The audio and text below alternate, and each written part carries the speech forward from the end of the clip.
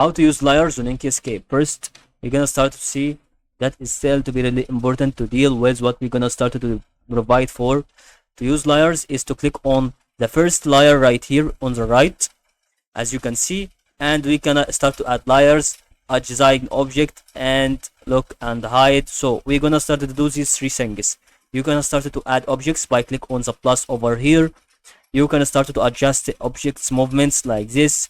I will put the rectangle right here on the second layer, which is ready to be like this, or maybe on the first layer above the circle over here. I will draw it as circle, so I make sure that it's gonna be like this, and I will put this rectangle over it, and this can be like this.